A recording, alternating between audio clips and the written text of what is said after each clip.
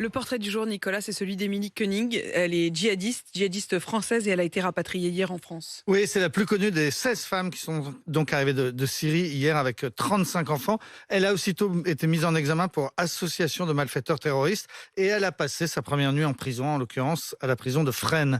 Émilie Koenig, c'est une Bretonne de 37 ans. Elle a grandi à Lorient avec ses 3 frères et sœurs, élevée par une mère seule. Le père, gendarme, avait abandonné la famille. Adolescente rebelle, elle rencontre à 19 ans un homme qui lui fait 2 enfants, un homme d'origine algérienne pour qui elle se convertit à l'islam. Cet homme est ensuite emprisonné pour trafic de drogue. Émilie se retrouve seule et se radicalise.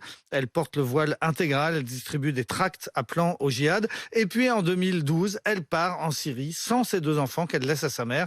Elle est une des premières à effectivement partir faire le djihad. Là-bas, elle se marie 2 fois avec des combattants, se retrouve 2 fois veuve, mais entre-temps, elle a eu 3 enfants avec ces djihadistes. À la chute de Daesh en 2017, elle est arrêtée par les Kurdes. Elle vient de passer 4 ans et demi sous la tente dans un immense camp. Il y a un peu plus d'1 an, elle avait accepté de se séparer de ses 3 derniers enfants nés en Syrie qui étaient rentrés en France. Elle voulait que l'aîné, un garçon, puisse faire sa rentrée en CP. Qu'est-ce que lui reproche la justice française? Eh bien, les charges sont lourdes. Depuis Raqqa, en Syrie, elle a tourné des vidéos de propagande. Sur l'une d'elles, on la voit en train de s'entraîner au tir.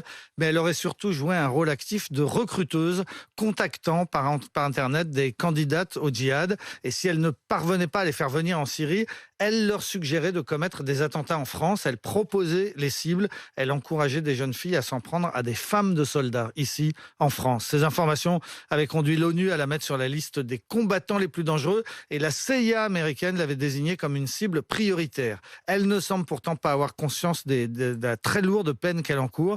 Dans plusieurs interviews données dans les camps en Syrie, elle disait qu'elle ne voyait pas pourquoi elle devrait faire de la prison, puisque, disait-elle, je n'ai tué personne.